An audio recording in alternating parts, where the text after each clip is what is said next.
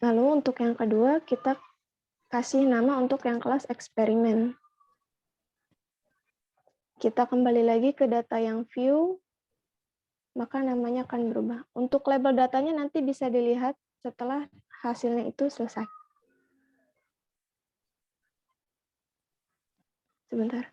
Ini cara ngilanginnya ini gimana ya? Yang di atas.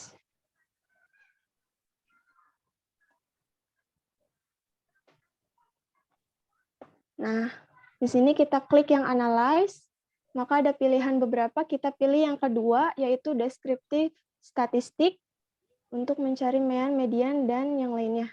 Kita klik yang deskriptif, maka akan muncul seperti ini. Kita masukkan terlebih dahulu variabel yang tadi sudah dimasukkan datanya. Jika sudah, kita pilih option. Nah, kita bisa pilih mau untuk mencari yang apa. Di sini kita udah centang standar deviasi, ada variance, ada range. Maaf Ibu, sepertinya saya salah klik.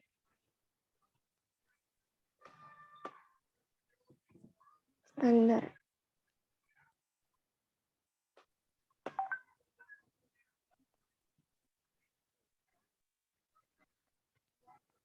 Nah, yang ini. Kita masukin lagi data yang tadi. Yang satunya juga.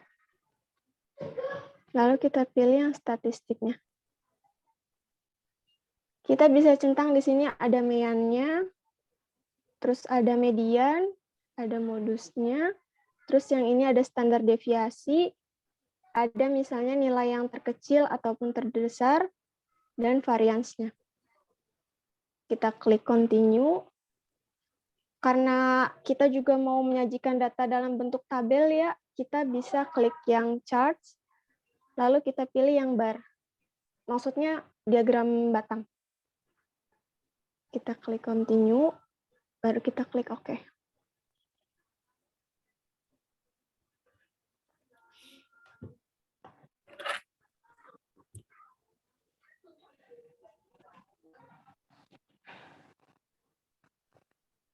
Sepertinya masih loading.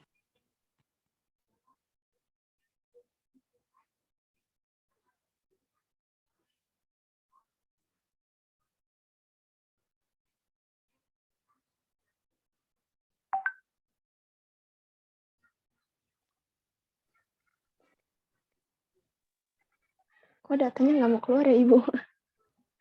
Coba diulangi lagi pelan-pelan. Oh ya, siap.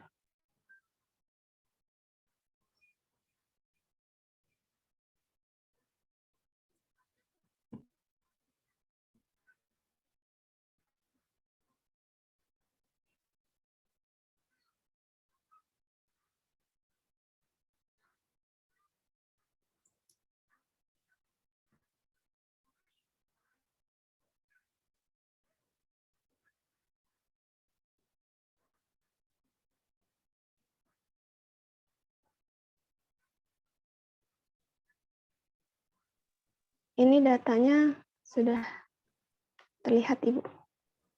Di sini ada yang tabel pertama untuk kelas kontrol dan kelas eksperimen dengan jumlah siswa yaitu 10. Ada mean-nya, di sini ada 51 untuk kelas kontrol, kelas eksperimennya ada mean-nya itu 53, mediannya 50, yang di kelas eksperimen itu 55. Di sini udah terlihat mean, median, modus, standar deviasi, dan variance-nya. Untuk nilai yang paling kecil dan paling terbesar juga bisa kita cari menggunakan SPSS. Nah, ini untuk diagram batang yang tadi kita coba menggunakan SPSS. Jadi SPSS ini mempermudah untuk mencari data statistik deskriptif dari kelas kontrol dan kelas eksperimen, Ibu. Oke, ini Untuk tadi pembahasan data apa? Data pretest. data pretest, Ibu. Oke, jadi ketemu rata-ratanya berapa? 51 sama 53,5. Kemudian mediannya 50 sama 55 dan seterusnya.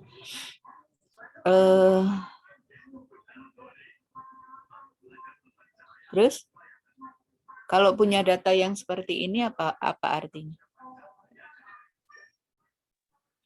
Untuk data yang di kolom ini, Ibu. Hasilnya kan itu. Iya, Hasilnya kan ini untuk hasil. Ya, ini untuk hasil yang median, ini untuk modusnya. Nah, data ini nanti untuk pembahasan yang statistika inferensial akan dibahas oleh kelompok selanjutnya, Ibu. Jadi kalau di penelitian ini sebenarnya kan statistik ini kolaborasi sama mata kuliah penelitian gitu ya. Kalau ini sudah masuk ke sana ya. Kita misalkan datanya ada 10. Kemudian ini apa namanya? Pretest.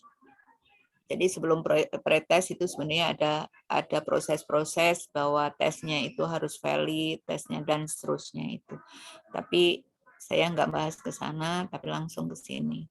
Nah, pretest itu sebenarnya tujuannya untuk apa sih, gitu kan? Di penelitian itu, ngitungnya begini ini. Jadi di penelitian Anda harus tahu tujuannya apa untuk pretest itu. Oke, Anda pikirkan. Nah, sekarang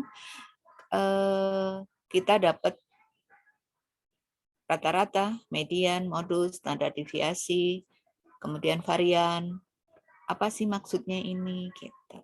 Jadi kalau kita bandingkan kelas kontrol, minnya 51, kelas eksperimennya 53,5 gitu. Mediannya 50 sama 55 gitu. Kemudian modusnya 50 yang eksperimen 6 gitu kan. Dan standar deviasinya 12, sekian sama 8, sekian. Nah, kita harus pahami juga apa sih maksudnya data itu. Jadi bukan hanya data angka, tapi kita harus tahu gitu. Ini jadi Anda itu sekarang saya dorong untuk kalau Anda nanti penelitian menggunakan statistik, tidak lepas gitu. Ada yang tahu? Kan ini kan tadi data statistik deskripsinya kan. Tadi sudah dijelaskan ada statistik deskripsi itu maksudnya menunjukkan tapi tidak menyimpulkan gitu kan. Tapi nanti akhirnya dari sini itu dibuat lagi statistik inferensialnya gitu kan. Sok mangga. Di luar kelompok ini juga bisa menjelaskan, karena ini untuk semuanya. Gitu. Jangan beranggapan bahwa saya penelitiannya bukan eksperimen kok, saya penelitiannya PTK kok. Sebenarnya juga PTK juga bisa mengambil statistiknya seperti ini. Gitu. Yang dibandingkan apa? Data awal dengan data akhir.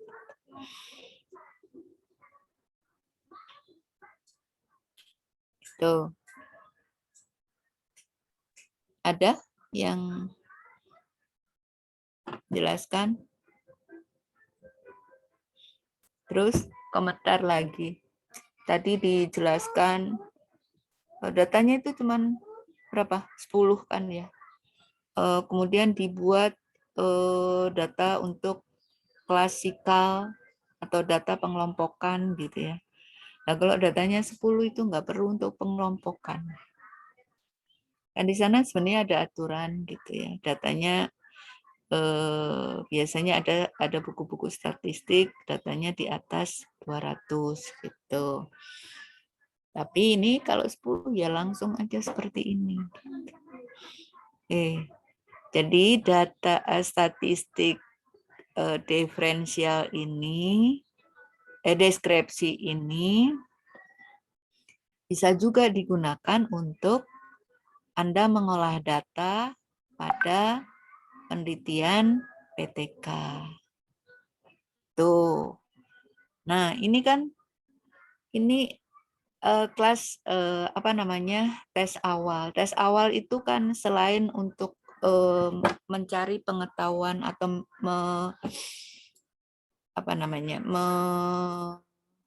mengetahui pengetahuan awal dari siswa, itu tes awal itu juga digunakan untuk apakah kelas eksperimen dan kelas kontrol itu setara gitu. Nah, kalau dilihat dari statistik deskripsinya, Misalnya rata-rata, dilihat dari rata-ratanya 51 dengan 53,5. Oh, tidak jauh beda. Kemungkinan bisa digunakan kelas eksperimen gitu. Nah, nanti kalau PTK, kalau Anda bandingkan misalnya siklus 1 dengan siklus 2, atau Anda bandingkan tes awal dengan tes akhirnya, itu nggak boleh, kalau Anda punya data seperti ini, nggak akan mungkin gitu. Kok nggak ada bedanya? Gitu. Pasti harus ada bedanya. Kemudian mediannya, nilai tengahnya. Jadi data itu terkumpul di 50. Jadi kalau data ini nanti berdistribusi normal, maka median, min, modus itu letaknya hampir sama seperti ini, ada 50, ada 51, 50, 50. Itu akan rada berimpit gitu. Nah, kemungkinan kelas kontrolnya itu datanya berdistribusi normal. Nah, apakah berdistribusi normal itu harus Anda cari, gitu, Anda uji menggunakan statistik lanjutannya, gitu kan? Oke, di situ itu yang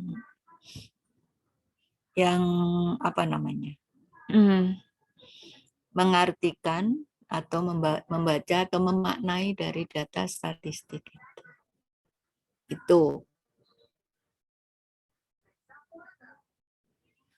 Kemudian standar deviasi itu apakah data itu menyebar, apakah data itu mengumpul. Kalau standar deviasinya besar, maka datanya akan menyebar. Maksudnya Anda bisa lihat kalau kelas kontrolnya misalnya data minimumnya 34, data maksimumnya 74 gitu ya.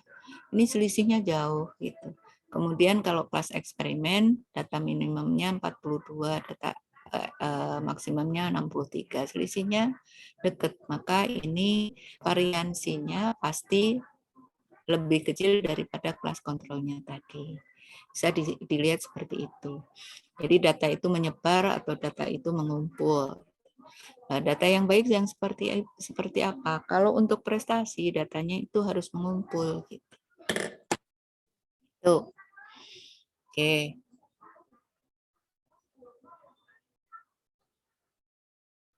Enggak, Sita lanjut. Ini untuk kelas untuk tes awal kan? Nah, kemudian Iya, Ibu. kemudian rumusan masalahnya itu terdapat pengaruh. Kalau pengaruh nanti Anda statistiknya seperti apa gitu. Tapi ini masih ada lanjutannya. Statistiknya, statistik inferensialnya, Anda lihat data yang dibandingkan itu harus serupa. Kalaupun nggak serupa, kalau misalnya datanya distribusi normal, kemudian homogen, dua-duanya kita kita teruskan ujinya uji apa. Kemudian kalau normal tidak homogen uji apa. Maunya ke sana loh saya. Sehingga Anda punya pengalaman nanti mengerjakan penelitian itu pengalaman mengolah data dari mata kuliah statistik. Gitu. Oke, lanjut ini dari Sita sudah menerapkan SPSS-nya, mencari median, modus, rata-rata, standar deviasi, varian, sampai ke sana.